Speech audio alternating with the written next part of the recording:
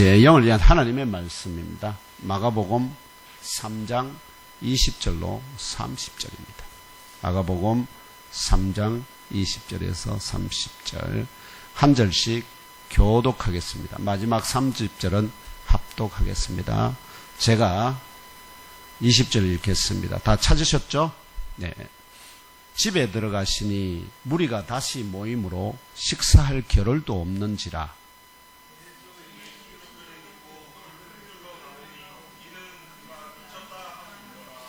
예루살렘에서 내려온 서기관들은 그가 바알세불이 집혔다 하며 또 귀신의 왕을 힘입어 귀신을 쫓아낸다 하니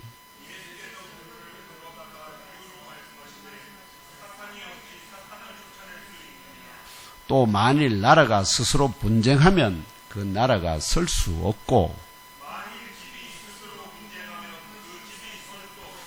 만일 사탄이 자기를 거슬러 일어나 분쟁하면 설 수 없고 망하느니라.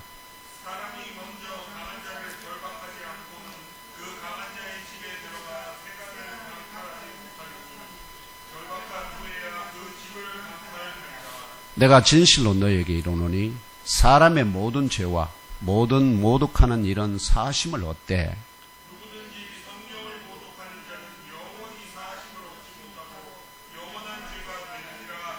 함께 읽겠습니다. 시작. 이는 그들이 말하기를 더러운 귀신이 들렸다 함이러라. 아멘. 이 본문을 중심으로 영원히 사심을 얻지 못하는 죄라는 제목으로 나누는 성령 강림 후 제4주 주일 예배 설교 중에 위로부터 임하는 영의 양식과 생수를 충만하게 공급받으시기를 기원합니다. 기도 제목 한번 더, 설교 제목 한번 더 함께 나눌까요? 읽겠습니다. 시작. 사심을 얻지 못하는 죄. 저 앞에 영원히 붙이면은 영원히 사심을 얻지 못하는 죄. 영원히 사심을 얻지 못하는 죄가 있다 하는 겁니다. 이런 영원히 사심을 얻지 못하는 죄를 범하는 자는 결국은 그 끝이 인생이 어떤 인생을 살든 그 끝이 어떻게 된다고요? 불못으로 마귀와 함께 영원히 불타는 불못에 던져진다는 것이죠. 그러면은 이 영원히 사심을 얻지 못하는 죄가 무엇인지를 아셔야 되겠죠. 오늘 성령 강림 후 제4주 주일 경산 예몸교에서 올려드리는 신령한 예배에 참석하신 형제 자매들과 여러분의 온 가족 모두 올 한 해 영육 모두 더욱 강건하시기를 축원합니다. 범사가 잘 되기를 기원합니다. 근심이 떠나가고 염려가 없기를 소망합니다.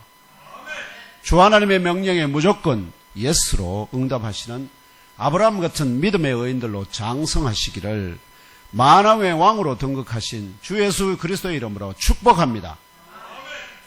오늘 주 하나님께서 예몸교회 지체들을 위하여 주신 하나님의 말씀 마가복음 3장 20절에서 30절 가운데 28절 29절에서 나사렛 예수께서 친히 아래와 같이 분명하게 선포하십니다.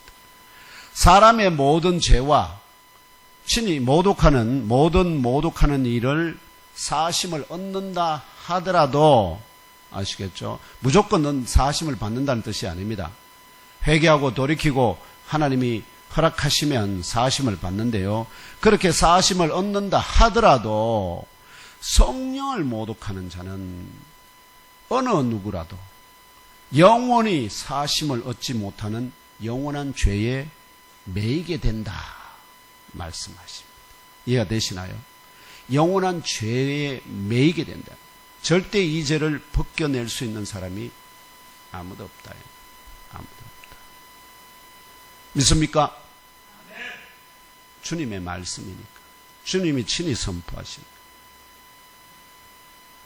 그렇다면 나사렛 예수께서 친히 분명하게 선포하시는 바, 왜냐하면 예수님께서 거기에다가 앞에 아멘 하면서 분명하게 확실하게 명백하게 이렇게 강조하시는 본문입니다. 친히 분명하게 선포하시는 바 성령을 모독한다는 말이 뜻하는 바가 구체적으로 무엇일까요? 성령을 모독한다는 말. 왜냐하면 성령을 모독하는 자는 영원히 사심을 얻지 못하는 영원한 죄에 매이게 된다 하니까.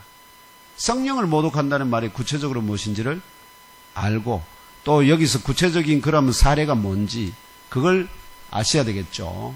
그 다음에 또한 성령을 모독하는 것이 영원히 사심을 얻지 못하는 영원한 죄에 매이게 되는 근본 이유가 무엇인지를 삼고하는 것으로 그것이 우리에게 유익이 된다 하는 것입니다. 이러한 영적인 명제를 상고하는 가운데 우리를 예수 그리스도의 몸에 하나로 되게 하시는 보혜사 성령의 견인하심과 인도하심 가운데 한 주간 영적 전투를 위한 영의 양식과 생수를 충만하게 공급받으시고 오늘 주시는 새로운 명령에 온전히 순종하심으로 시험과 영적 도전에서 이기고 승리하시는 의의 영적 DNA로 체험받아서 어떠한 상황과 형편 가운데서도 낙심하지 아니하고 믿음으로 승리한 아브라함 같은 참 믿음의 의인들로 견고하게 세워지시기를 부족하고 나약한 우리의 심사와 심령을 고치시고 온전케 하시는 분 나사렛 예수님 이름으로 축복하며 기도합니다. 첫째 명제로 성령을 모독한다는 말이 뜻하는 바가 무엇인지 구체적으로 상고해 보겠습니다. 먼저 오늘 주신 말씀 가운데서 성령을 모독한다 하는 말은 성령이 하시는 일을 회방한다. 성령을 모독한다는 말은 성령이 하시는 일을 어떻게요? 회방하는 거. 성령이 하시는 일을 회방한다는 말은 성령이 하시는 일을 그거 성령이 하는 게 아니고 악령이 귀신이 한다 이렇게. 뭐 성령이 보이지 않지 않습니까? 그런데 그걸 지금 보이지 않으니까 그걸 사람들이 일반 대중은 알 수가 없으니까 그걸 뭘로 바꾼다는 거죠? 성령이 하는 일을 악령이 하는 거다. 이렇게 바꾸면 사람들이 악령도 그런 능력이 있지 하면서 성령이 하는 일을 악령이 하는 걸로 오해해서 하나님께 영광을 돌리지 않고 오히려 그런 일을 행하는 사람을 어떻게 해요? 귀신 들렸다. 미쳤다. 그래서 어떻게 해요? 하나님의 아들을 그들 가운데서 치워보려고 하는. 그러므로 성령을 모독한다는 곧 성령이 하시는 일을 해방하는 일이 구체적으로 무엇인지 상고해보는 겁니다. 물론 지금 벌써 제가 말씀 다 드렸죠. 뭐죠? 성령이 귀신을 쫓아내는 왜냐하면 귀신을 쫓아내려면 귀신보다 능력이 있는 자가 아니면 안 됩니다. 그럼 사람은 아무도 그 일을 할 수 있는 사람이 없어요. 귀신을 이길 수 있는 사람은 아무도 없습니다. 전쟁을 하려면 서로 보아야 다이다이가 되잖아요. 근데 보이지 않는 적과 여러분 싸워서 이길 수 있는 방법이 있습니까? 없습니다. 적은 나를 빤히 모든 걸 다 알고 있는데 나의 약점, 장점, 나의 행편 모두 다 알고 있는데 언제든지 거기다 내 앞에 발 탁 걸면은 내가 넘어질 수밖에. 나는 거기에 그런 발이 말하면은 부비출혈이 있는지 덫이 있는지 전혀 모르고 걸어가잖아요. 근데 귀신은 다 알아요. 저 사람은 약점이 뭐기 때문에 뭘 탁 하나 그 앞에 딱 깔아놓으면 그냥 걸려가지고 넘어진다는 걸 다 알고 있기 때문에 이길 수가 없다. 근데 그런 자를 만드신 이가 누굽니까? 바로 하나님. 근데 하나님이 천사를 만들었다는 분명한 선언이 있고 무엇으로 만들었다는 분명한 선언인데 그걸 기가 막히게도 해석을 이상하게 해놨어요. 번역을. 그게 히브리서 1장 7절에 나오는데요. 뭐라고 현재 번역이 됐느냐. 원문을 제가 그게 원래 시편 104편 4절에 나오는 말씀이에요.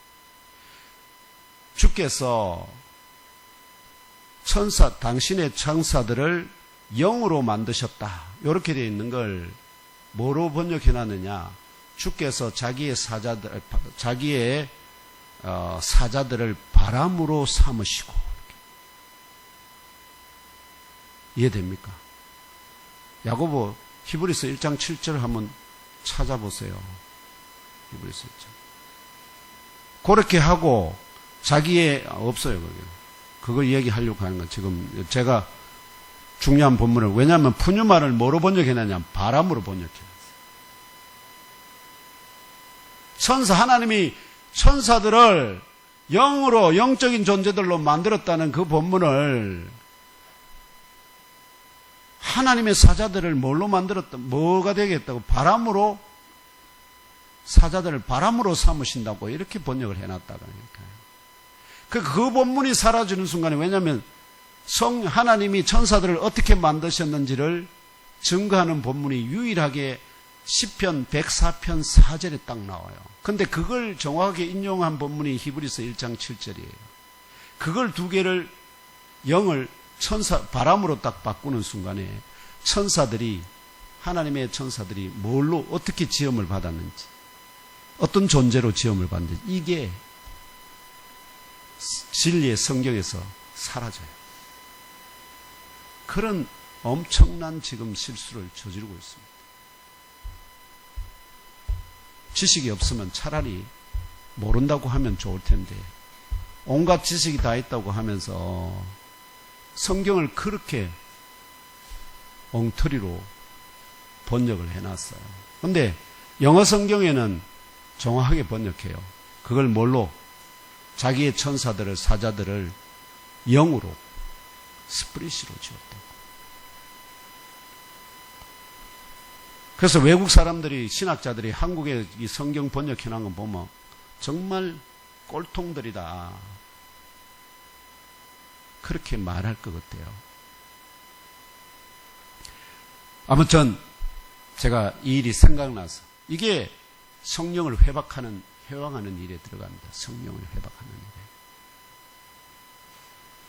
지난주일 예배 가운데 상고한 마가복음 3장 1절에서 6절에 제가 지난주에 상고했잖아요. 안식일에라는 제목으로 나사렛 예수께서 안식일에 가버나움의 회당 예배의 자리에 들어가셔서 하나님의 말씀을 섬기시는 중에 그 회당 안에 틀림없이 이 바리새파 서기관들이 예수를 시험하기 위해서 그 손 마른 사람을 거기에 앉혀놨을 겁니다. 그 회당 안에 자리를 잡고 있는 한쪽 손 마른 사람을 향하여 너는 가운데 일어서라 명령하심으로 그를 이렇게 세웁니다. 그러고는 사람들을 쭉 이렇게 둘러봅니다.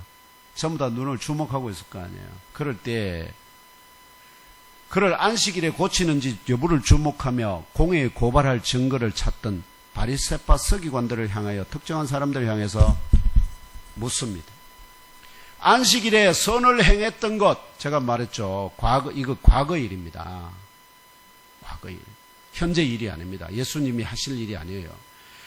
안식일에 선을 행했던 것과 악을 행했던 것, 생명을 구했던 것과 죽였던 가운데 지금은 어느 것이 옳다고 다 얘기하느냐, 이런 뜻입니다.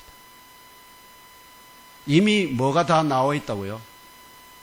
과거에 했던 일에 안식일임에도 불구하고 하지 말아야 할 일을 했던 것들이 있는데 그것들에 대해서 율법에 위반된다고 하느냐, 아니면 그게 옳고 선하다고 판단하느냐, 이걸 묻는 겁니다. 그런 일이 이스라엘 역사에 수도 없이 많거든요. 그 중에 대표적인 사람 중에 한 사람이 다윗이에요. 다윗의 하나님의 성막이죠. 성막에 들어가서는 제사장들 외에 먹지 못하는, 아시죠? 떡이 있어요. 그건 먹으면 안 돼요, 일반인들은. 그런데 그걸 율법을 어기고 어떻게 해요? 자기가 먼저 먹고 자기와 함께 있는 자들에게 주었다 이 말이에요. 그런데 너희들은 그걸 율법 어겼으니까 다윗은 저 죄인이야 이렇게 하냐? 안 한다 이거야. 그건 당연히 뭐 하기 때문에?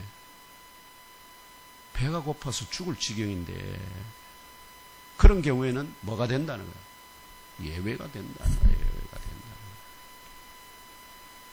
또한 그를 안식일에 고치는 이 사람들이 그렇게 질문하면서 물으셨을 때 그들이 할 말이 없는 듯이 잠잠합니다. 거기에 대해서 왜냐니까 이미 사회적인 법정에서 온 유대인들이 다 그건 잘한 거야.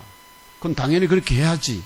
이렇게 공감이 이미 하고 있는 부분이기 때문에 거기에서 그 서기관들이, 바리새파 서기관들이 아이 그거 잘못됐지요 하면은 누구에게 돌 맞아 죽겠습니까?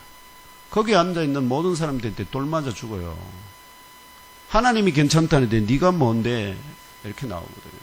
그러니까 그 도저히 답할 수 없는 그 명제로 그들에게 도전하신 겁니다.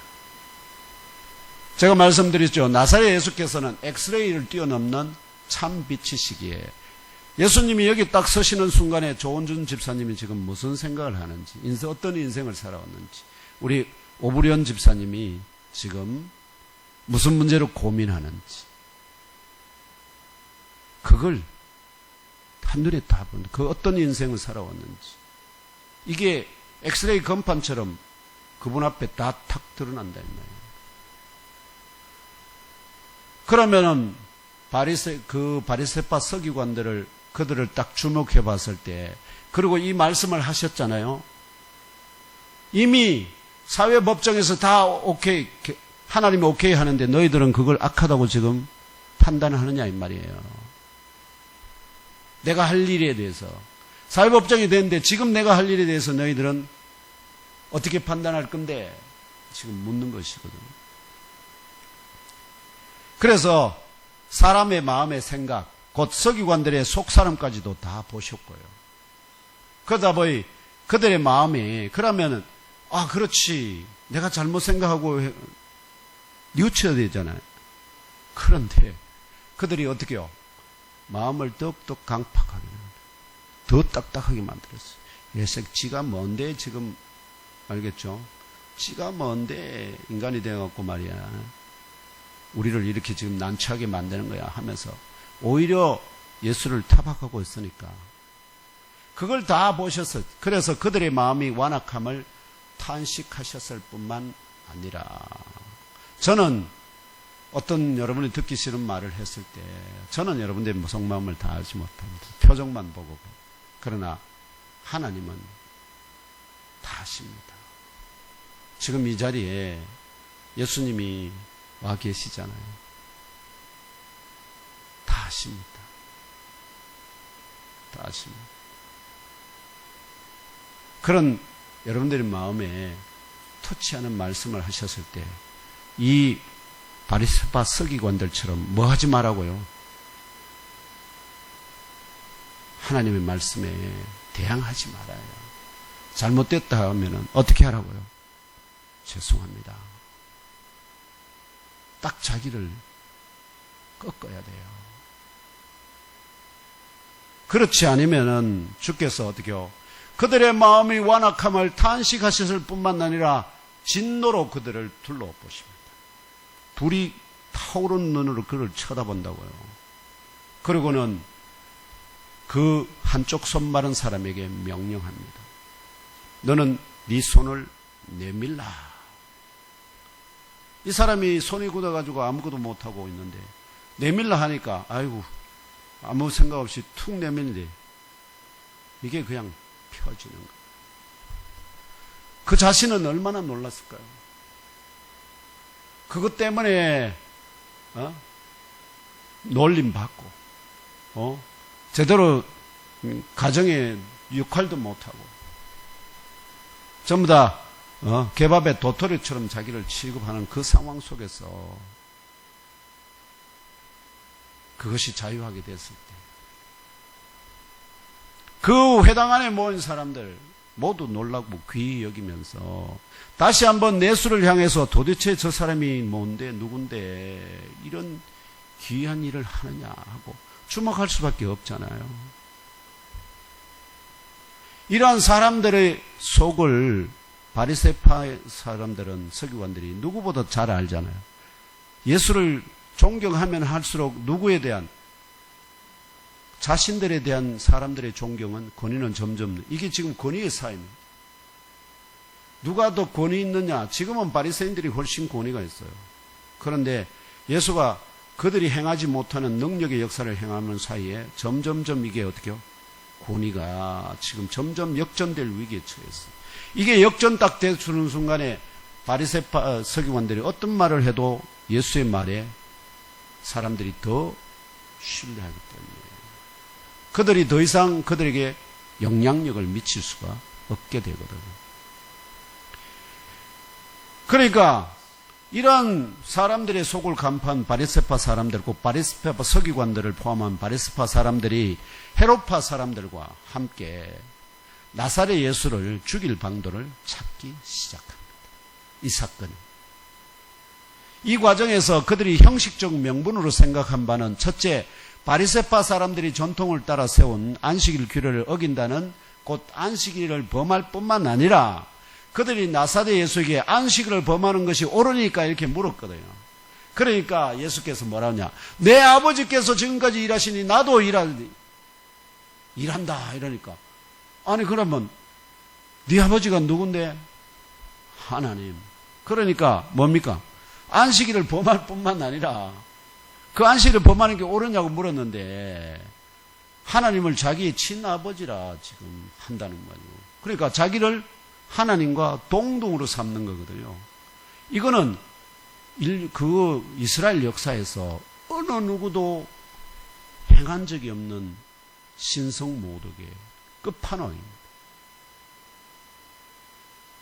그러니까 신성모독의 끝판왕인 이 사람을 보고 이 바리새파 서기관들이 가만히 있는 게 이상하죠. 이런 자는 반드시 죽여야 돼. 하나님의 말씀대로. 이것이 가리키는 영적 의미는 그러니까 그들이 그를 죽이려고 이제 뭐 한다는 거죠? 전략을 세우기 시작했다. 그 말은 곧 여자의 후손으로 성육신하신 나사렛 예수 그리스도와 원래 이 바리새파 서기관들은 누구의 종들이죠? 하나님의 군사들이거든요. 근데 하나님의 군사들인데 이들이 뱀의 미혹에 넘어가서 어떻게 됐다는 거예요? 지금 뱀의 군사들이 되었단 말이에요. 뱀의 미혹을 넘어가 그의 후손으로 변절한 바리새파 서기관들과 제사장들과 헤롯파 사람들로 이루어진 연합군, 이들이 연합군입니다. 예수와 연합군 사이에 뭐가 이제 영적 전쟁이 본격화되기 시작했다는 의미입니다. 이해되십니까? 전쟁의 기운이 이제 점점점 불타오르고 있는 거죠. 마지막 최고의 가장 결정적인 접전이 이루어지기를 향해서 달리기 시작했다 하는 것입니다. 이러한 영적 전쟁이 본격화되며 적의 공격이 본격적으로 시작될 즈음에 나사렛 예수께서는 제자들과 함께 원래 성읍에 있었지 않습니까? 이 성읍에서 회당에 있었으니까 거기에서 다시 갈릴리 호숫가로 물러가십니다. 전쟁이 본격되는데 지금 이들과 싸울 준비를 해야 되는데 왜 갈릴리 호숫가로 도로 물러가시지? 자, 이런 생각 해볼 수 있거든요. 마치 2보 전진을 위해서 1보 후퇴하듯이 갈릴리 호숫가로 물러나셨습니다. 이때로부터 오늘 말씀의 때까지 크게 두 개의 일이 그 중간에 기록되어 제가 그 부분을 뛰어넘었습니다. 3장 1절에서 6절 다루고 오늘 20절에서 그러면 7절에서 19절 사이가 여기 두 개의 큰 내용이 있습니다. 설교 제목으로 설교의 주제로는 조금 어려워서 뛰어넘었는데요. 바로 첫째 두 가지 일이 기록되는데 첫째가 뭐냐?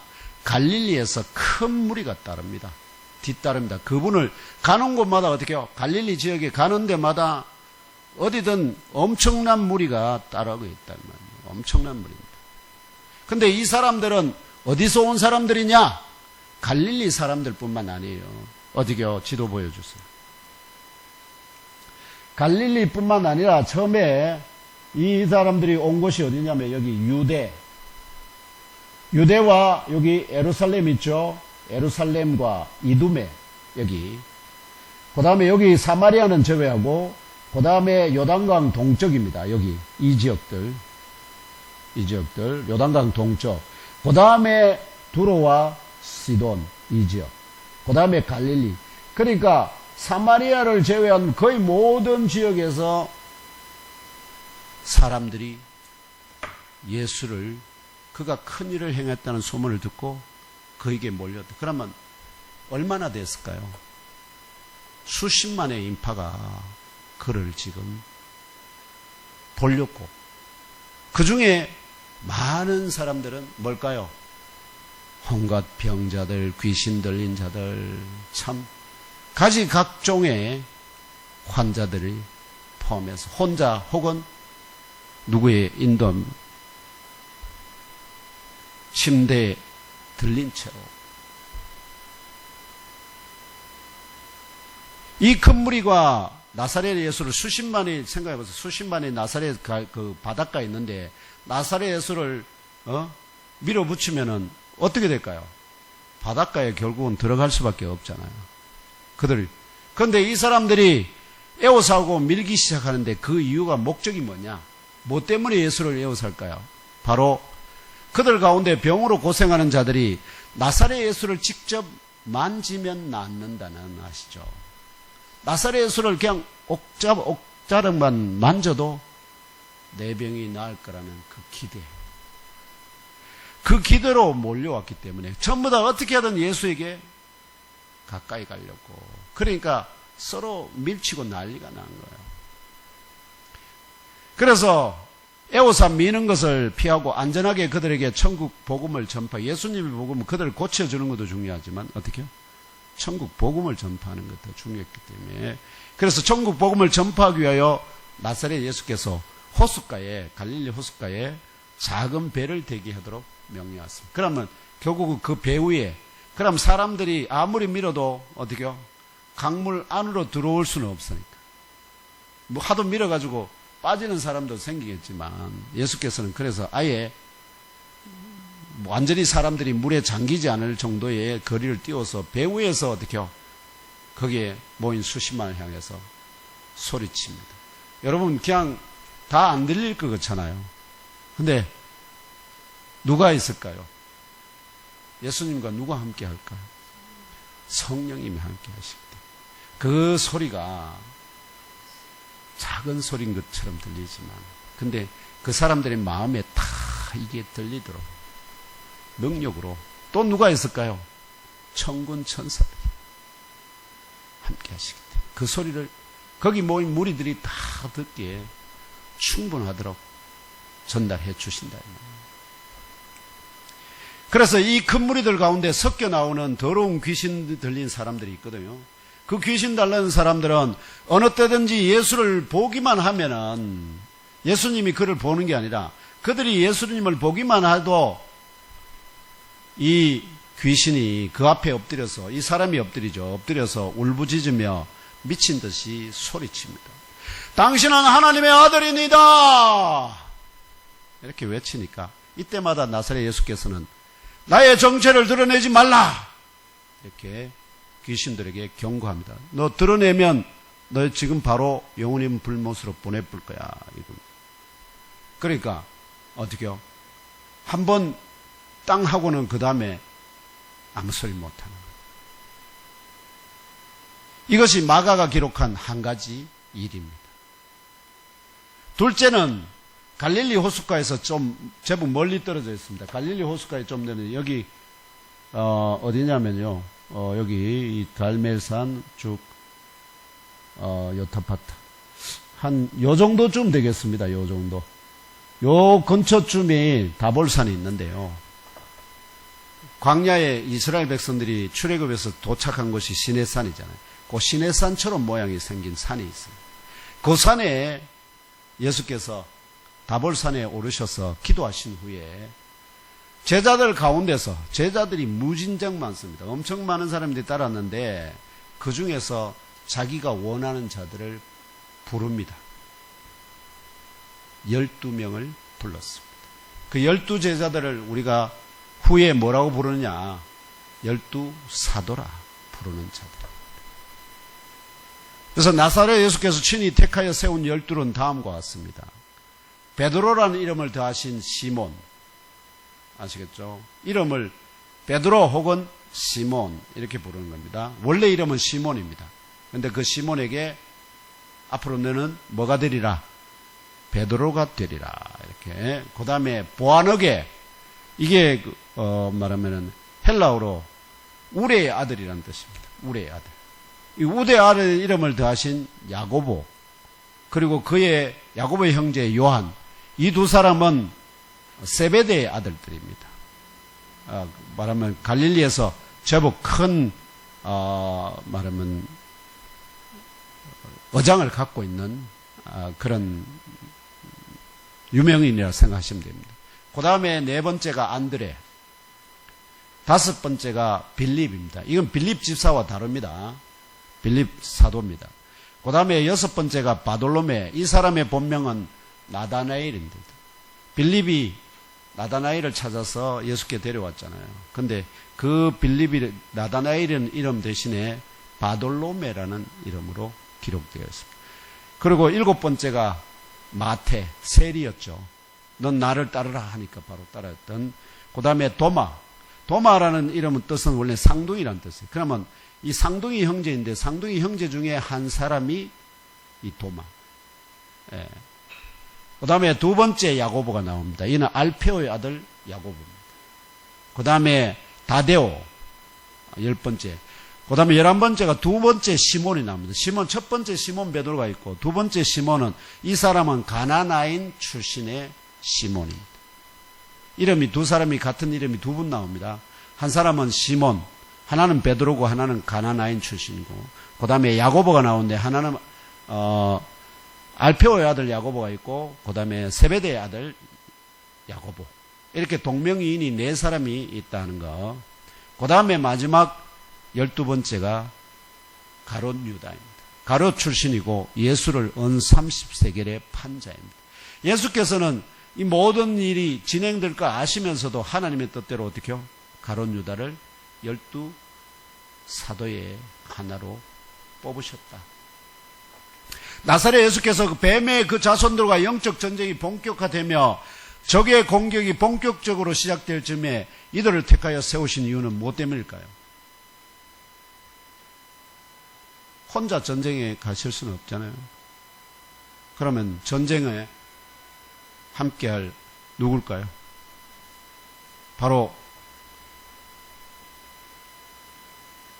자기의 최측근 장군들이죠. 총사령관이 있으면 그 총사령관의 명령을 받아서 어떻게 해요? 그 명령을 그대로 군사들에게 이끌어서 역사할 그 장군들입니다. 이들을 택하여 세우신 이유는, 성경은 이렇게 그 이유를 밝힙니다.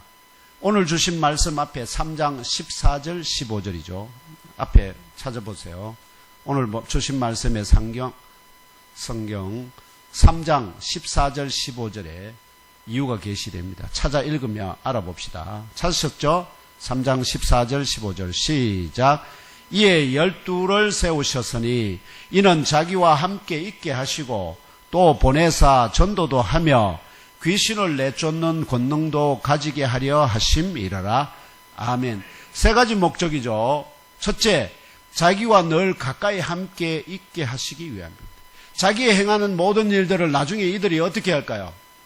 이들이 12명이 뭡니까? 예수님의 일거수일투족의 증인들이거든요.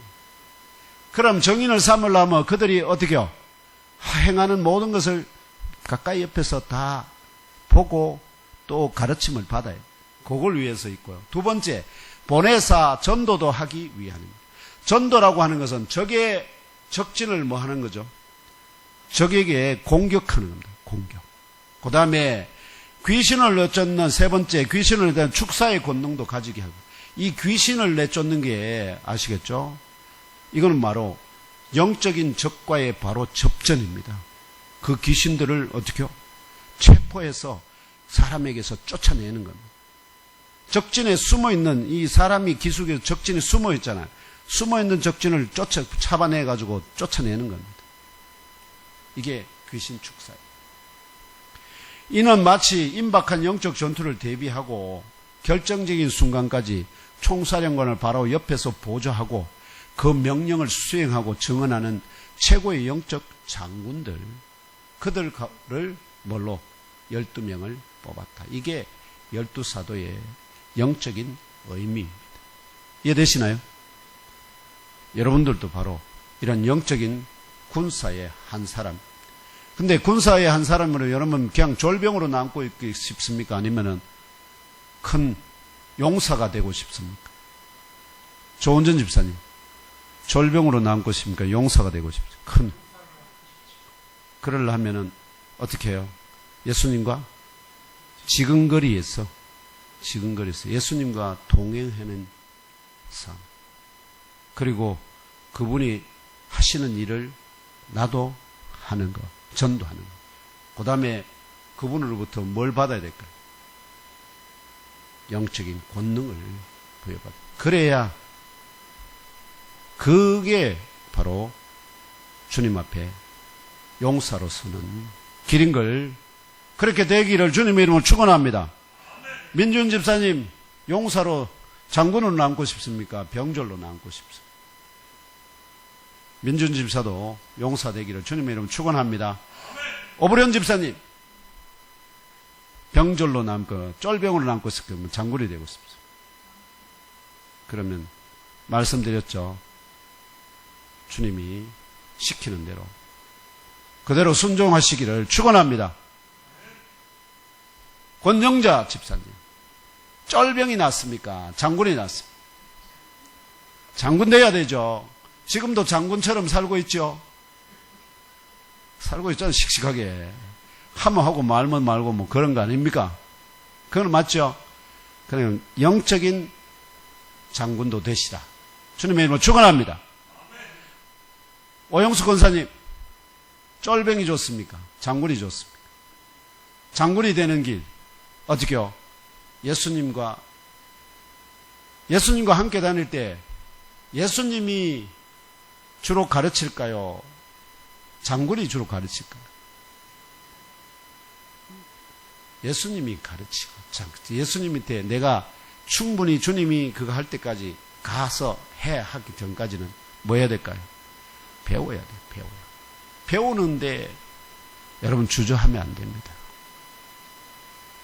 그래서 하나님께서 먼저 여러분들을 위해서 오전에 11시, 10시에 지금 성경 공부 몸 시작했잖아요. 이 시간을 여러분 귀하게 여기시기를 바랍니다. 그리고 그걸 또 좀 부족하다 싶거든. 저한테 개인적인 레슨을 또 받으세요. 여러분들이 원하면 시간 얼마든지 냅니다. 일주일에 한 번 정도라도. 우리 오브련 집사님은 시작했거든요. 여러분들도 인생은 어차피 한 번 사는 건데 한 번 주님하고 멋지게 살다가 들림 받자 하는 생각 들거든. 결단을 하세요. 그렇게 되시기를 주님의 이름을 축원합니다. 이렇게 영적 전투를 준비하고 있는 중에 뱀과 그의 자손들은 유대인 대중을 향하여 예수를 향해서 직접적인 공격을 하는 게 아니라 뭐를 한죠? 선전선동을 시작했습니다. 지금 선전선동 중요한 거 아시죠? 만약에 러시아하고 지금 우크라이나하고 전쟁하고 있잖아요. 근데 이 우크라이나, 러시아나 이 전쟁의 중요한 정보들을 굉장히 많이 대중 문화 그거에다가 흘립니다. 그 이유가 뭘까요? 백성들이 우리가 이기고 있구나. 그래야 안심이 되잖아요. 우리가 지고 있다 하면 어떻게 무슨 생각할까요? 지고 있다면 불안한 생각 정도가 아닙니다. 그러면 좀 능력되는 사람들은 전부 다 어떻게 해요? 이 땅을 떠나서 전쟁 없는 곳으로. 그래 되면 그 나라는 어떻게 될까요? 망합니다. 그러니까 우리 백성들을 안심시킬 뿐만 아니라 어떻게 해요? 적에게는 무력감을 줄 수 있도록. 그게 바로 선전선동술의 가장 중요한 겁니다. 이 일반 보수주의 같은 사람들은 그런 선전선동술에 굉장히 약해요. 왜? 그런 일을 해본 줄 아니까. 근데 주로 운동권 출신들이 잘하는 게 뭘까요? 바로 그게 마쩌뚱이나 아시죠? 스탈린이 그 나라를 통째로 삼킨 그게 바로 그 전술이거든요. 그 선전선동술. 그래서 그걸 아주 어릴 때부터 몸에 체득을 합니다. 그래서 정치인이 되고 난 다음에도 그런데 아주 어떻게 해요? 그냥 생리적으로 발전을 해 있습니다. 그게 국회에서 아시죠? 보수적인 국회의원들하고 정상적으로 그냥 인생에 별 어려움이 사는 사람들하고 이건 완전히 그냥 참 진짜 바닥에서 살아왔던 사람들 사이에 다투면 누가 이기겠습니까? 이기가 정말 힘듭니다. 근데 그러니까 결국 그 사이에 누가 심판이 될 수밖에 없습니까? 백성이 첫 번째로 백성이 심판돼야 되는데 백성이 삐리하면 어떻게 될까요? 심판 제대로 볼 수 있을까요? 없을까요? 심판 못 봐요. 그럼에도 불구하고 우리가 믿는 데는 누가 있죠?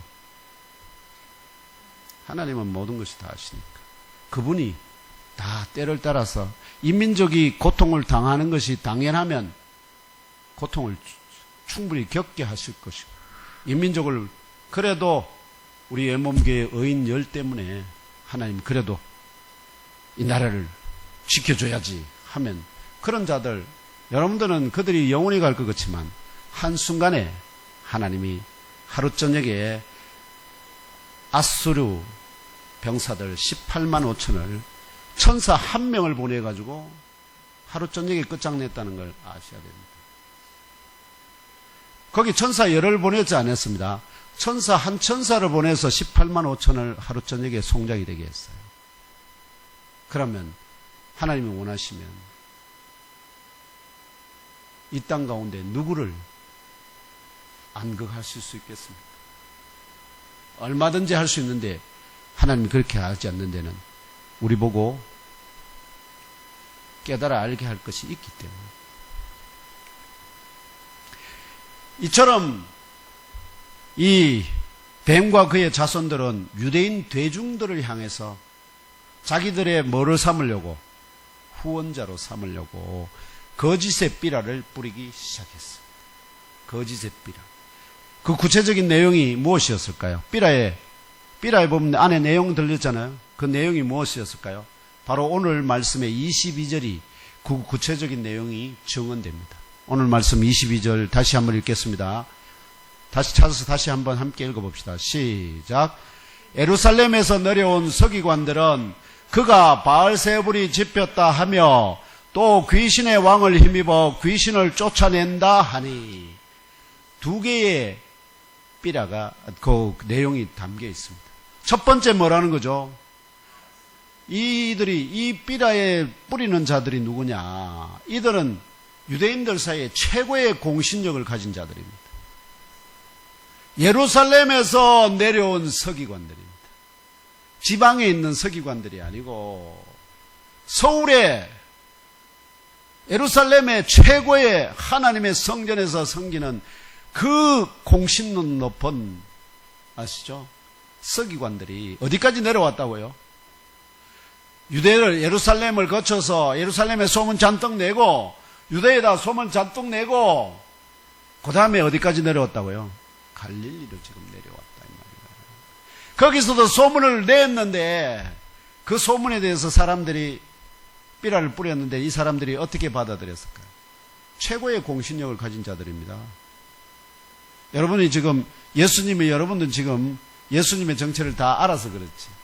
전혀 예수님이 인간이라는 그 대단한 능력을 베푸는 선지자나 선생이라는 수준에서 못 벗어나면은 그 사람들은 귀신의 왕을 귀신이 들렸다? 근데 그것도 귀신의 왕이 바알세불이라는 말은 귀신의 왕을 일컫는 말이에요. 귀신의 왕인 바알세불이 입혔고 그래서 귀신의 능력을 왕의 명령을 따라서 귀신들이 뭐라 하니까 어떻게요? 듣는다. 그럴듯하지 않습니까? 그런 삐라를 어떻게요? 온 동네에다 다 뿌렸다.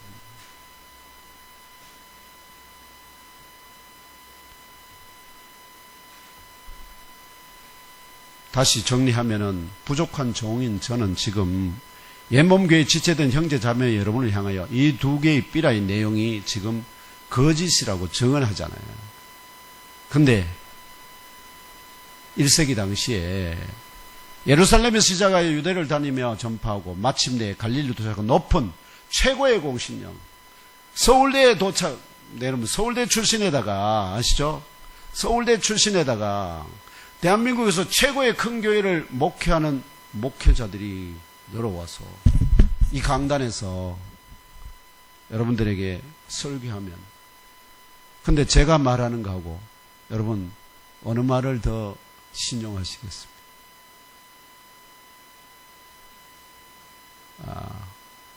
대단한 목사님들에게 말을 다 신용하게 돼요.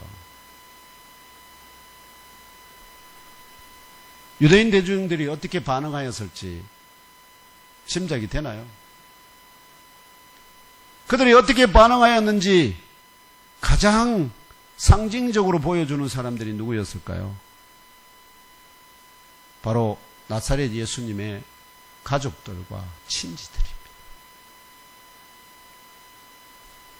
오늘 말씀의 20절, 21절에 따르면 갈릴리 바닷가와 다볼산 등에서 영적 전투를 위한 준비를 마치신 나사렛 예수께서 다시 갈릴리 가버나움의 어느 집, 아마도 시몬의 장모댁이 아닐까 짐작이 됩니다만, 그 집 안으로 들어가시자마자 온갖 병자들을 포함한 큰 무리가 다시 모이기 시작했기 때문에 결국은 식사할 겨를도 없이 치유의 사역을 하시는 중입니다. 그런데 뜬금없이 나사렛 예수님의 가족들과 친척들이 사역지 현장을 찾아옵니다. 이들이 나사렛 예수를 찾아온 이유에 대해서 마가는 뭐라고 얘기했냐? 이 소문, 곧 나사렛 예수가 귀신의 왕 바울세불이 집혀서 미쳤다는 소문을 들었고 그대로 진실로 믿었고, 그래서 그를 붙들어 어떻게 해요? 집으로 데려가기 위함이라고 마가를 포함한 성경 기자들이 증언합니다. 어떻다고요? 그 말을 그 가족들조차도 다 그대로 믿었다. 그래서 어떻게든 예수를 잡아서 빨리 집으로 데려가자. 그래서 귀신 잘 쫓아내는 사람 불러가지고 어떻게 해요? 그를 고쳐야지. 그러면 예수님의 가족들 제외한 모든 사람들이 다 어떻게 했다? 다 믿었다는 이야기입니다. 예수님의 어머니와 다 같이 왔습니다. 마리아가 믿었다는 것은 아닐지도 모릅니다. 그럼에도 불구하고 의심이 들 수는 있습니다. 이러한 거짓 소문을 퍼뜨리는 뱀의 자손들 가운데 예루살렘에서 내려온 서기관들을 나사렛 예수께서 부르셨습니다. 그래, 너희들 좀 보자 해서 그들을 불른 다음에, 그리고 그들에게 23절에서 이렇게 도전합니다. 사탄이 어찌 사탄을 쫓아낼 수 있느냐? 사탄이 어찌 사탄을 쫓아낼 수 있느냐?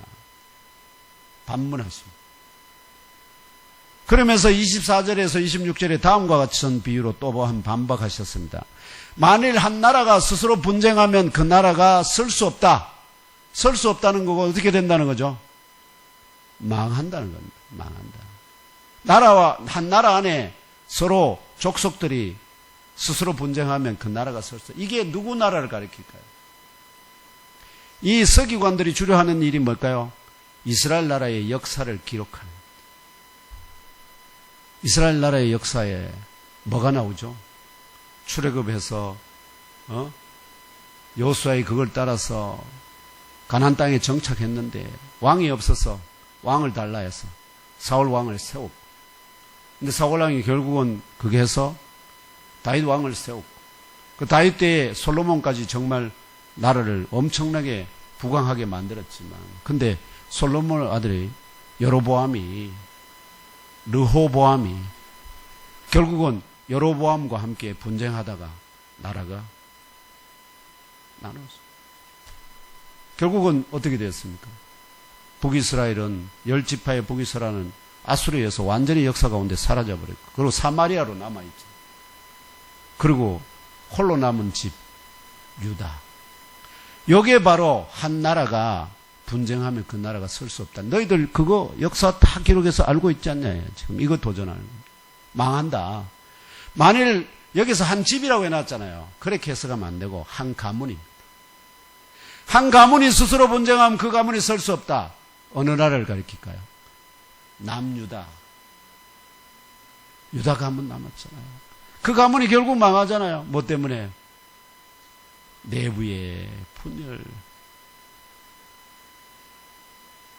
그래서 결국 바벨론의 포로가 되는. 너희들 그거 다 알잖아. 그럼 망한다. 그러면 바알이 귀신의 왕이 귀신들을 쫓아내면 그 귀신의 나라가 멀쩡하겠느냐? 그럼 망하면 잘 됐지. 귀신의 나라가 망하는 게 좋을까요? 흥하는 게 좋을까요? 망하는 거는 모두 다 바라는 바인데. 근데 그걸 지금 얘기하는 거야? 이해되나요? 아니, 그들에게 그런 거짓 소문을 삐르는 그럼 그 거짓 소문에 진짜 합당하냐 이 말이야. 합당하지 않다. 논리적으로 모순이다. 이것이 인류 역사와 유대인들의 현실이었습니다. 12지파로 이루어진 이스라엘 나라와 유다라는 한 지파가 패망하는 과정에서 그들 사이의 분열과 분쟁으로 먼저 이스라엘 10지파에 북이스라엘 남유다로 분열되어서 북이스라엘 완전히 소멸되어 멸시천대받는 사마리아가 되고 말았고요.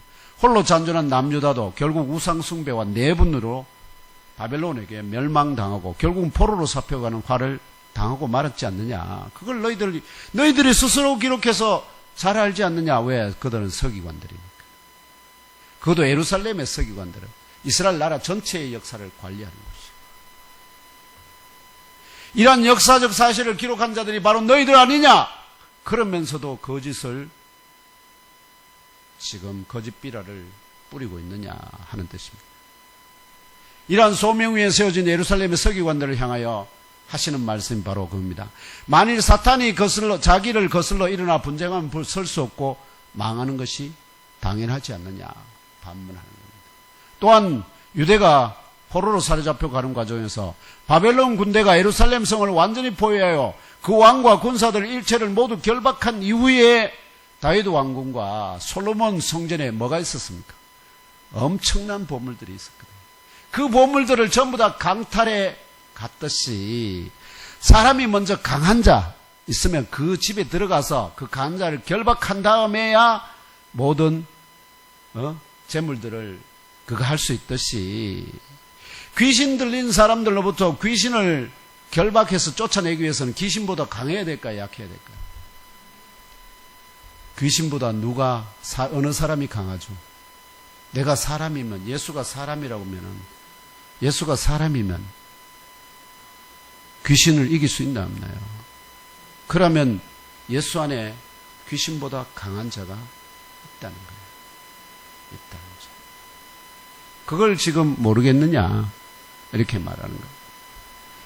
그래서 귀신 달른 자로부터 귀신들을 쫓아내기 위해서는 그 귀신보다 더 강한 자, 바알세불이 만약에 정말로 내게 바알세불보다 나보다 바알세불 귀신의 왕조차도 사로잡을 수 있는 자의 능력이 내 안에 있다는 건데 그걸 인정하느냐.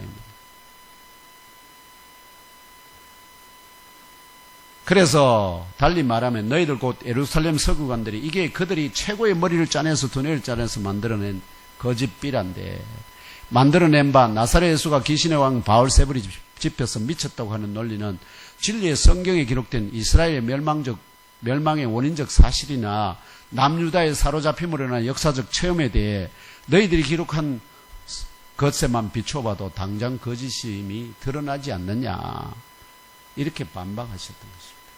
그걸 정확히 해도 그냥 한 나라가 아닙니다.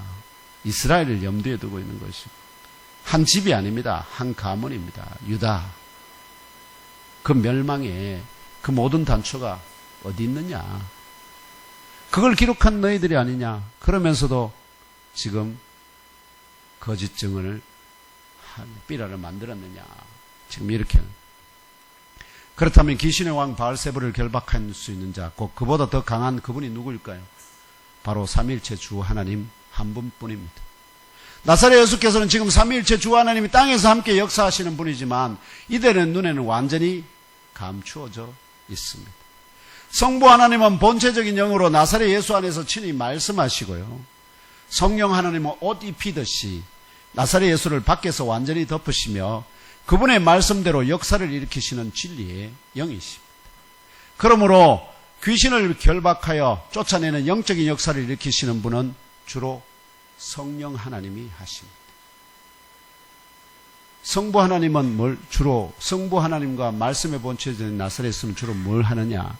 말씀을 따라 창조되신 물질 세계의 표적의 역사, 물을 포도주로, 바람을 향해서, 파도를 향해서 고요하고 잠잠하라. 이건 전부 다 창조의 역사 과정의 원리를 따라서 말씀으로. 그러나 귀신을 쫓아내는 것은 기록이 안 돼 있어. 그건 누가 하신다? 성령님이 하신다. 성령님이 하신다.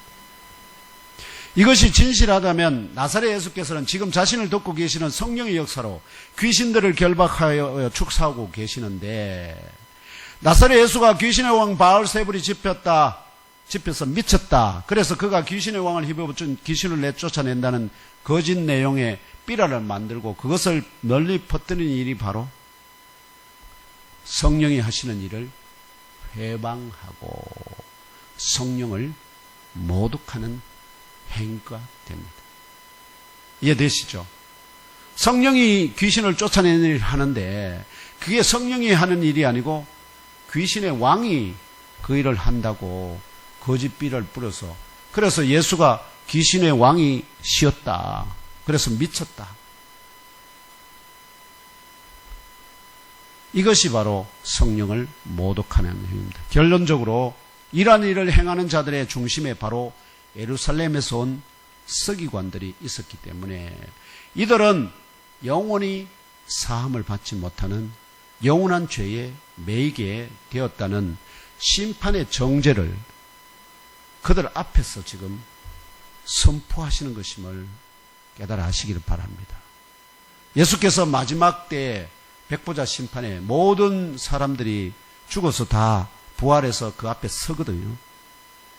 그때 심판을 할 걸 이 예루살렘에서 온 바리새파 이 서기관들에 대해서는 어떻게 해요? 육신에 계실 때 이미 너희들은 영원히 사함을 받지 못하는 자들이라 선포하시고 계실 겁니다. 무서운 일이죠. 그래서 이걸 깨달아 하시고 입술에 말해서, 지금 이들이 주로 뭘로 갖고 합니까? 말로 하잖아요. 말로. 이게 무섭습니다. 말로. 입술에 말해서 특히 성령의 역사를 회방하는 거짓의 말이나 일을 행하지 않도록 경계하시고 주의하시기를 예수님 이름으로 축복하며 기도합니다.